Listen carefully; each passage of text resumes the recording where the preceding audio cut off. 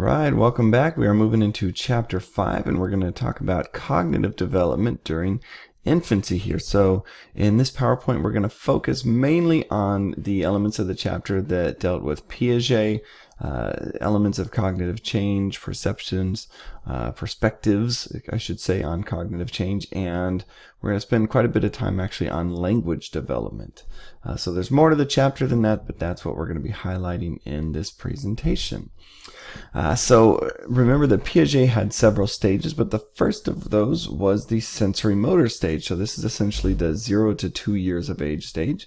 And this included quite a few changes and methods of development, but primarily dealing with the body. So this is how the infant will learn about the world. So we're going to take a look at a chart in a moment that details these, but Piaget's understanding or description of the sensory motor stage involved basic reflexes and then various levels of reactions, which were interactions that the infant would have with itself and with the external world. And so as we think about these, we can get a sense for how is the infant developing cognitively at each of these stages. Essentially, what is changing about the mind or how the infant perceives the world based on their actions. So we have to take a bit of a leap sometimes.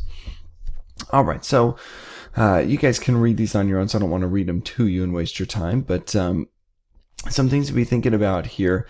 Reflexes, these are just built in, right? So we talked about sucking, staring, or gazing. So some very limited imitation.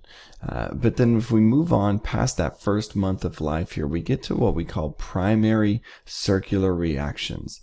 So these are based on these basic schemes or mental representations that a child can have. So the child is learning about the world through going beyond the basic reflexes and starting to interact with their world through looking at things, grasping things, practicing some of these behaviors over and over and over, and hence the circular nature of these reactions. So a baby could look toward a sound, suck on anything they can get their mouth on, but they don't yet have an awareness, according to Piaget, they don't yet have an awareness of these things being external to their body or that they're having any kind of impact on their environment. They're just behaving, and there's really not much of a sense of self that's present or that there's self and other differentiation. So that's these primary circular reactions. Secondary circular reactions, on the other hand, in the 4 to 8 month range here, the baby actually starts to get a sense that there are things happening outside of me. So there's a me and there's this other, and there's a relationship here. So we're not sure as a field whether babies understand causal links, but they're getting a sense that there's something outside of me. They might try to do some imitation of whatever or whomever is outside of them. So they might try and imitate a parent or a pet, and beyond the reflexive imitation of, say, something like sticking out the tongue, right? So that's a reflex, but that's not a cognitive thing on the baby's part. So that's not a cognitive activity. So they're starting to get a sense for objects being outside of themselves, and even starting to sense objects as maybe being permanent. So even if they can't see them. So we'll talk more about that as we go here. And then coordination of these secondary schemes. So this is what we call means-end behavior. So putting together different basic actions to achieve a purpose. So this might be something like moving one toy to get to another toy. So beyond just, say, shaking a rattle to make a noise, to even get that rattle, they might have to pick up a pillow that had fallen on top of it, or move a t-shirt or something that was on top of their toy. So they're going to put together multiple actions to achieve some kind of goal. So still pretty simplistic goals here. They're not doing physics or anything, but they're well, actually they are doing physics in some ways, and we'll get to that later, but not astrophysics, right? So pretty basic movements here, but for a specific purpose. And then when we get to that first year of life, and really the first year and then the next 6 months after that, babies will start to experiment by doing things that again, these circular things, so over and over and over, things that oftentimes parents get a little bit flustered by. So you might have a baby who is sitting in their high chair and constantly throwing their spoon on the floor. And they throw it on the floor, parent picks it up, puts it back on their little tray on their high chair. Baby throws it on the floor again, parent picks it up again, and the baby's just having a blast with this. They're going to be laughing, they're smiling. Look what I did. Look, aren't you so proud? I threw this on the floor again. The parent says, yes, we're so proud of you. Right? And if they understand development, they'll actually be proud, and they'll say, oh, you're doing science. You're experimenting. You're learning about gravity. You're learning that when I drop something, it falls. And you're also learning something relational here, that when I drop it, you are going to pick it up for me and help me. So still, again, the baby is learning about things outside of themselves, and they're starting to do experiments. They're learning about the world through purposeful trial and error exploration. And then when they get closer to 2 years of age, they actually can start to use symbols to represent objects or events. So there's an understanding that the object itself is different from the symbol. So they might start to get a sense for something like number. You know, do you want 1 graham cracker or 2 graham crackers? They might start to get a sense for that. So they may start to have this idea that number can represent something. Piaget is going to have more ideas about conservation of number and conservation of mass and volume when we get to our second stage of development with him.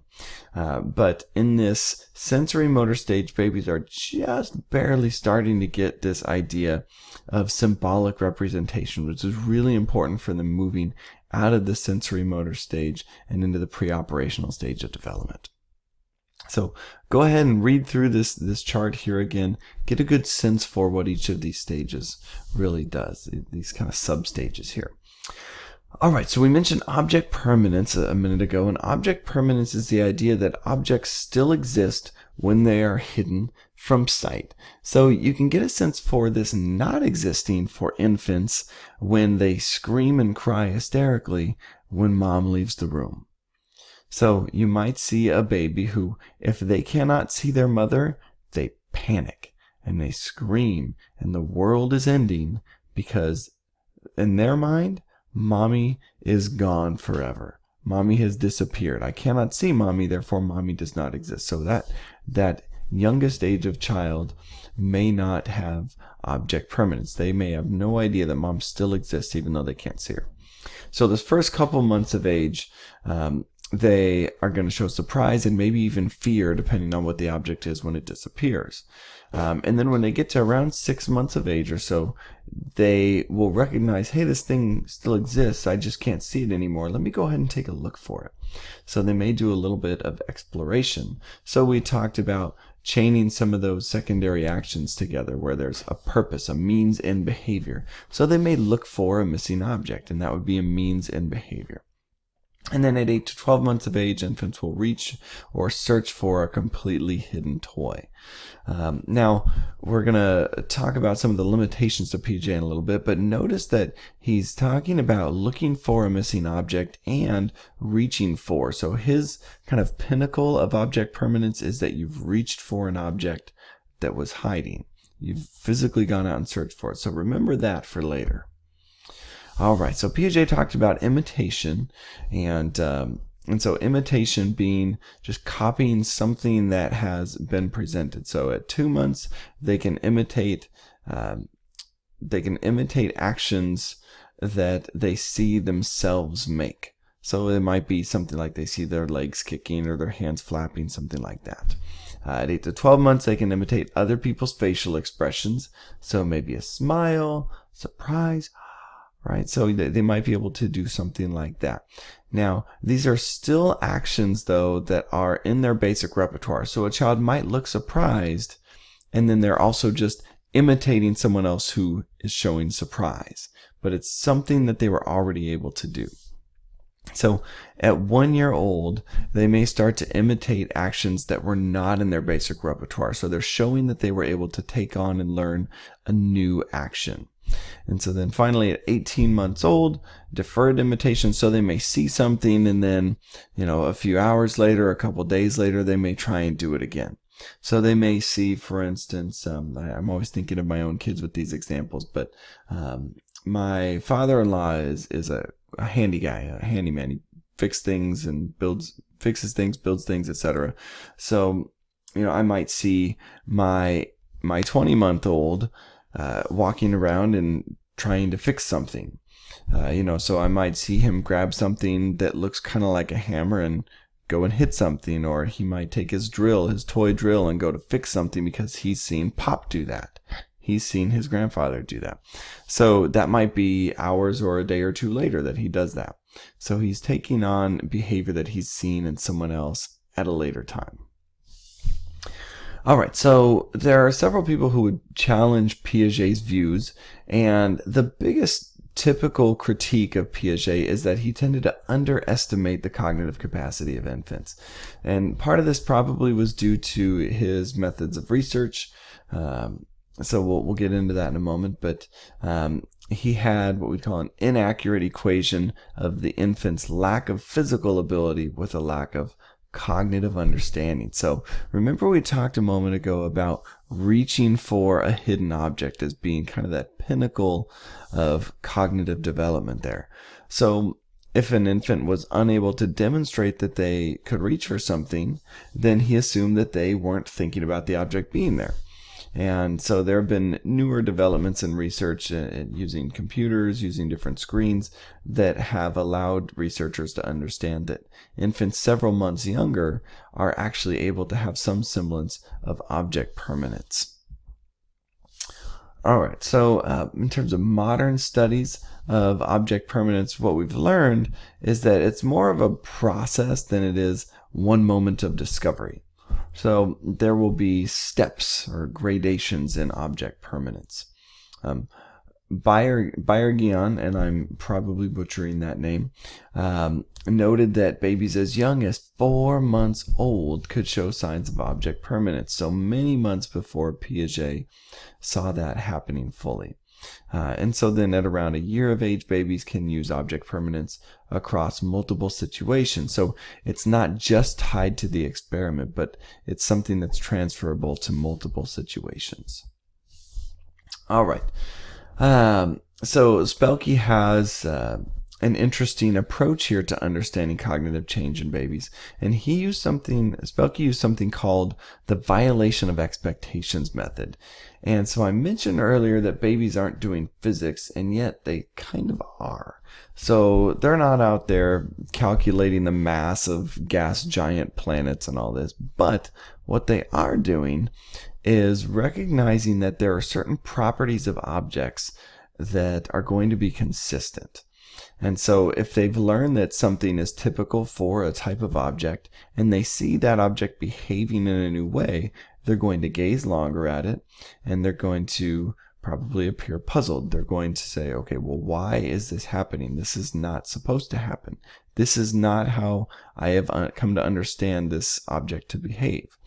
So they're going to create a pattern of movements for an object, or set up stacks of blocks perhaps, and it's supposed to it's supposed to look unusual, or look like it shouldn't be possible that something can happen the way it does. So Bayergian's approach here is that knowledge about objects is not built in, but strategies for learning are innate. So he kind of builds here on Spelke's approach of violating expectations, and then uses object stability perception to tap into that. So they would stack blocks in stable and unstable positions, like we'll look at in a moment, and find that the babies will look a little bit longer at and look puzzled by positions that either are not supposed to be physically possible, as long as the qualities of the objects are consistent across the object, and we'll explain that in a moment, or if it's an unstable position. So if we take a look here, which of these is the more stable position? If you had to build your house, would you rather build it on 2 solid blocks with a tiny gap in the middle, or would you rather have your house sitting on 1 pillar in the middle? Right, so pretty obvious, this is the more stable.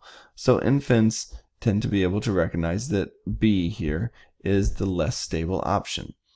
So now if we move this block here all the way over to the side and it was partially hanging off here and maybe mostly hanging off, an infant would likely look at that at several months of age and gaze longer and think, this is unusual, this shouldn't be happening. So it would violate expectations. So this object stability perception is one way to get a sense for children's cognitive abilities. Excuse me, went the wrong direction here. All right. So what do learning studies suggest here?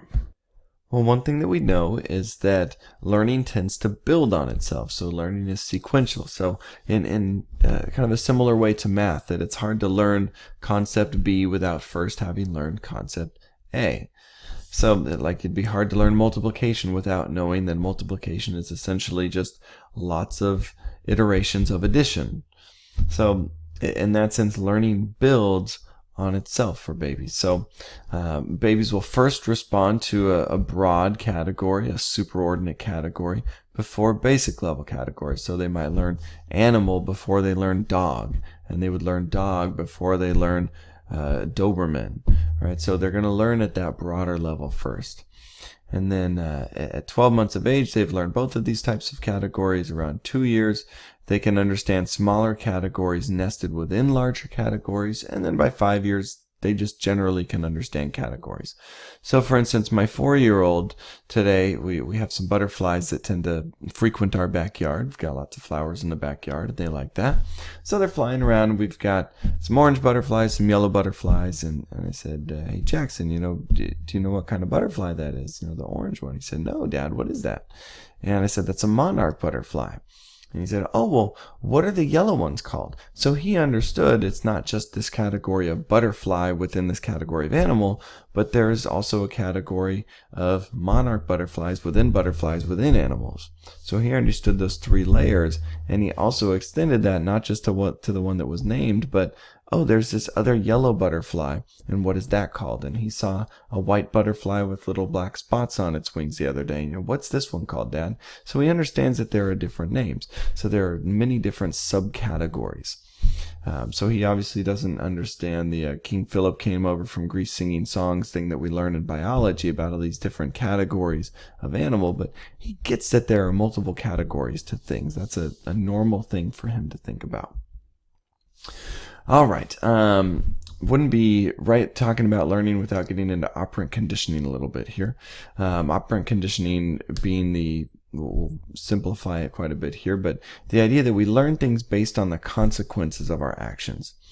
So one way that we've been able to understand that infants can learn maybe more than we gave them credit for initially is through something called pacifier-activated lullaby systems that are used in NICU units. So with babies that are in intensive care, they're going to need a lot of attention, and they're going to need some soothing, singing or music or something. So there's not enough nursing staff to go around all the time to take care of this. So some genius nurses or social workers or whoever it is came up with a pretty cool system here, the pacifier activated lullaby, where the infant is rewarded for sucking on a specially designed pacifier that triggers music. So when they suck on it, they get their music. And this is helpful not only because the pacifier can soothe the infant, but also because these underdeveloped infants may have a harder time with their sucking reflex. They may just not have developed very well. And so if they can get them to develop this sucking reflex, they can actually eat more and eat more effectively and gain weight faster and get out of the intensive care unit. So pretty cool system here, but it shows through operant conditioning that kids are able to learn sooner than we really gave them credit for initially. All right, so the rest of the time here we're going to be talking about language development, and we've got a few perspectives that we're going to take a look at here, the behaviorist, nativist, and interactionist view. So we're seeing these categories come up again. We saw these come up in chapter 4 as well. So the behaviorist view here, the behaviorist view from Skinner is that language is learned through observation of our models. So we see our parents say words, we say words, those words get reinforced, we say the correct word and that gets reinforced. And if we say the wrong word, we don't get reinforced. If we say something grammatically incorrectly, so instead of grammatically incorrect, I said grammatically incorrectly. So I correct myself on that all the time. I'm a little bit of a grammar Nazi with myself. So those things, according to Skinner, would be happening because someone reinforced that in me. Either I got punished for saying the wrong thing or got reinforced for saying the correct thing, and then was not reinforced for saying incorrect words or grammatically incorrect phrases. So when you think about what happens with parents with their really young children, what do you tend to notice? Is this how language develops? Certainly, you're going to probably in a healthy parent-child relationship see a lot of, oh, that was really good, great job saying this, or the child is just kind of babbling along and they'll say things and the parents may reward appropriate phrases, but you're probably also going to see, however, that parents will respond not only to the correct vocalizations, but to all vocalization. So it's not just the correct verbiage that is getting rewarded. Just generally making sounds is often rewarded, which is good because it's the only way that babies will practice. So if we did stick to a very behaviorist Skinnerian view, babies probably wouldn't learn as quickly to say all of the correct words and sounds that they need to master a language. So then enter the nativist view here of Noam Chomsky, and his idea is that grammar rules are acquired before we master the exceptions to grammar rules. So this is based on observations of children. So if we watch toddlers, if we watch preschoolers, they're going to overregulate or overgovern their speech. So they're going to make errors like my 4-year-old made today. What did he say? He said, they had a magical visitor to their class. I think it was a leprechaun today or something. And so he said that the leprechaun bringed something to their class. And I said, oh, the leprechaun brought something to your class. And so then he corrected it. But he had made this over-regulation. So he had a past tense rule for language that he had extended to something incorrectly. So I corrected that for him, and he'll learn that over time. But, don't shame him for it or anything. It's just correcting him when he has overextended the rule. So he's learning the rule gradually. And so Chomsky's biggest contribution probably to the field of cognitive development was this idea about the language acquisition device. And the language acquisition device, or LAD, is not something that has a physical structure to it that we can define, but it was something that Chomsky posited that essentially says there is a basic structure for all human language that is built in, and that this is activated in infancy so that we are naturally able to learn language. So he said that this LAD would enable infants to divide, analyze, and learn sounds of the specific language or languages that they are learning. So we can actually learn multiple languages at one time because we're able to essentially do math on language. We're able to divide and analyze the sounds that we're hearing. So we're kind of running statistics on the information that we're hearing. Which reminds me, there's a great TED Talk on this. I'll try and post that for you guys if I can remember after doing this video. All right, so there's a few key ideas here of the interactionist view. So we just heard the nativist view, and we also heard the behaviorist view. So nativist being that this is built in through the LAD, and the behaviorist being that we only learn because people reinforce when we make the right sound. So we learn to make appropriate, correct, limited sounds. So these ideas in the interactionist view is that language follows rules as part of cognition. So there are rules to language. Language includes internal and external factors, so some of those behavioral and nativist views. Infants are born with biological preparedness to pay more attention to language than to other information. So again, we're selectively attending to language, lots of stimuli all the time, but we are particularly wired biologically to listen for language sounds. And then finally, the infant brain has generalized tools used across all cognitive domains, not language specific. So it's not that we have specific wiring just for language, but the tools that we're using, the stats that we're running on language, these are tools that are generalized to our entire cognitive experience. And they're very helpful for language, but that's not all that we use them for. All right, so let's talk about some influences on language development. Obviously, the parents are going to have a lot to do with how language develops for a child. Now, children will develop language no matter what. Even if they are deaf, they will come up with some kind of gestural language on their own, even if they are deaf. So they will develop language, but the way that we talk to infants tends to be kind of stereotypical, but it's also helpful for babies. So we tend to, when we're speaking to an infant, speak in a higher pitch. We're going to repeat with some variations so they get a sense for certain sounds that are common to the language, and then we vary that a little bit and they get to learn some of those variations. And this is how babies like to be talked to. Now, we don't do that with a 4-year-old or a 10-year-old, but we're going to talk to a baby. Oh, aren't you just the cutest little thing? Yes, you are. Yes, you are. Right? So we're going to repeat phrases to them, things that they might latch onto, and especially the vowel sounds. So they're going to appreciate that. All right. In terms of early milestones for language, in that first month, really just crying is the only sound the baby makes. Not really a whole lot of cooing or specific vowels or consonant sounds. In the couple of months that follow, a lot of laughing and cooing sounds, and the easiest of the vowel sounds. Ah and oo tend to be pretty popular here. And then we get to around 6 months of age, and they may start to give out exact words. Now, they may not be the way that an adult would say it. It may not be a fully formed word. But what you're listening for is, are they making a consistent sound with regard to a specific stimulus? So if they look at their mother and ma, ma, right? Ma, mama. Now, that's an easy sound to make. Ma, ma, or pa, or ba. These are easy sounds. The ba and the ma are very easy sounds to make. So those are often some of the first words. So they might see a ball and ba, or balloon, ba. It might even be the same sound for those two things.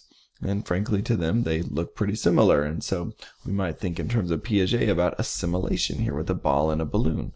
Round colored object, ba. But that might be around 6 to 7 months. So they're going to have a lot of babbling, just saying the same vowel and consonant combinations over and over and over. And this is just practice for them. They're learning and they're mastering particular sounds at once. And then around 9 to 10 months, they may start to gesture and put some words together. So it might be, they might have learned up, and so they might put their hands up in the air. And we'll talk about that a little bit more in a minute here. In terms of receptive language, at around 8 months, babies start to store words. And this may be a bit of an underestimate in the sense that some kids will learn this a little bit earlier. But again, these are generally speaking in this chapter and most of our chapters here, we're talking more about the average child. So around 8 months, babies will begin to store words in memory. And then once they have them in memory, they can give them back to us, which is fun because then we get to communicate with this little person instead of just taking care of them and it being very one-sided. So it's kind of fun in that they start to have a little more personality when they get more language.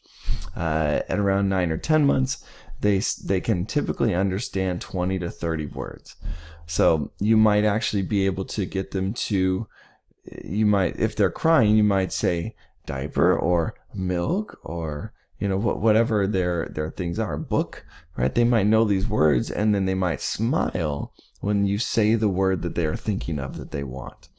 And then at 13 months, they can understand 100 words. So we can see it start to be exponentially exploding here. And in terms of expressive language, around 12 or 13 months, they start to say their first real words and not just the sound. So they might have said ba for ball before, but they might actually say ball at around a year of age. So you're going to start to hear more authentic words here. So you may have more words than that to start with. A lot of parents will keep a journal of the words that their child is saying, and that's helpful when they go to their checkups with the pediatrician, because that's a stat that they're going to get asked for. How many words is he or she saying? So around a year, they start to say their words, and they're learning slowly in context with specific situations and cues. So it's very concrete learning. They need a stimulus in the environment at the time to learn it. So now as they move in past that first year and they get into the toddler years, they're kind of walking around 1 year of age. They start walking and start talking around that time. You're going to get what's called a hollow phrase.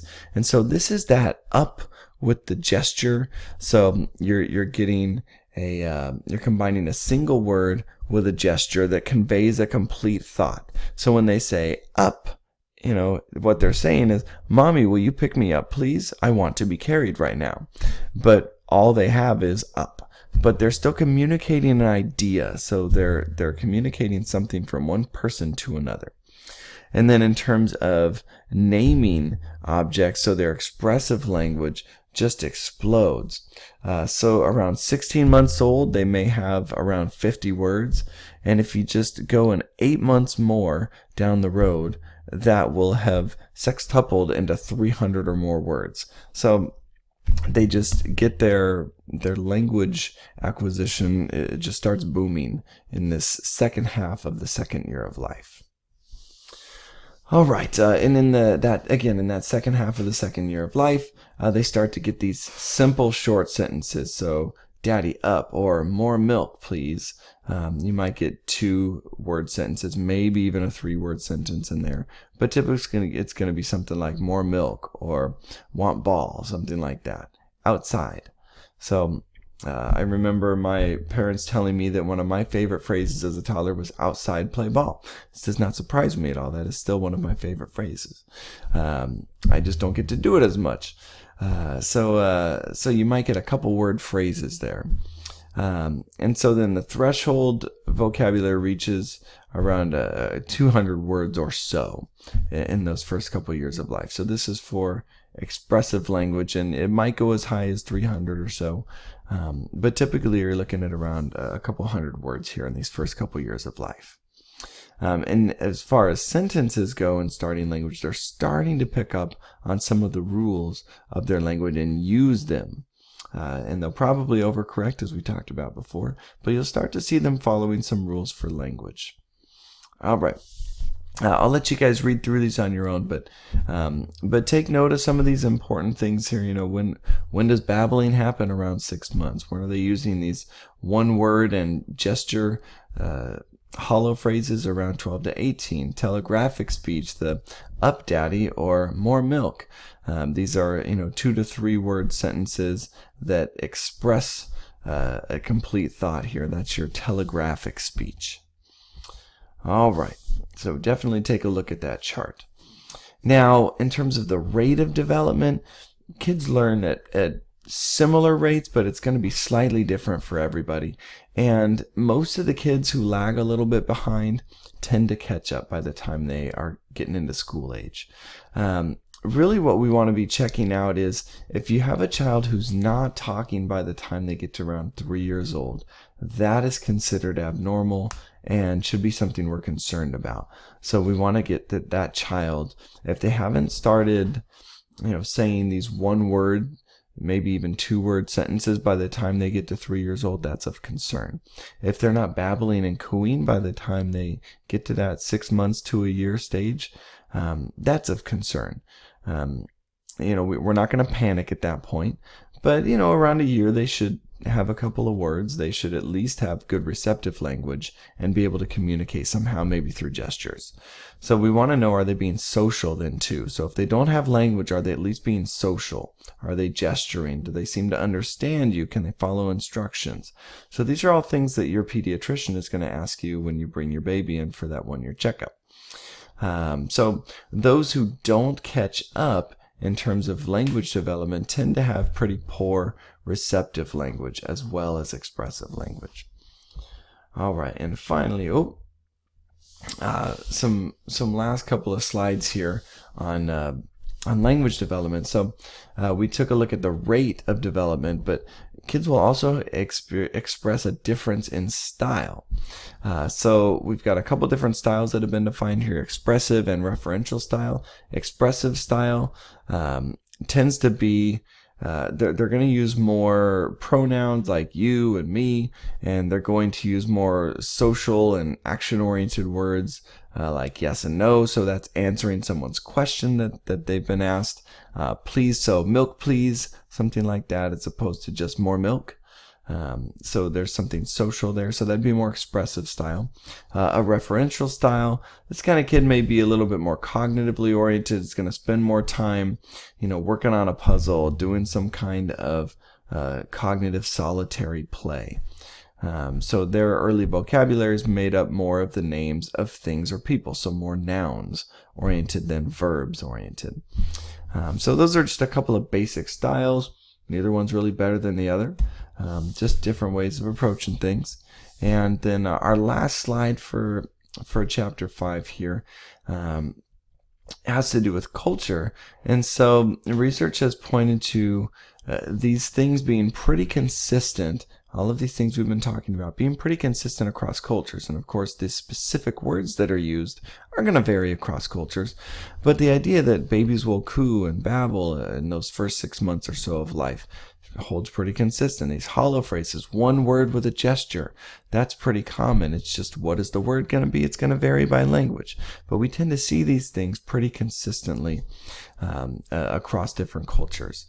Now, specific word order is not going to be the same, but there will be some similar rules that do tend to get followed, and it's just going to vary depending on the language.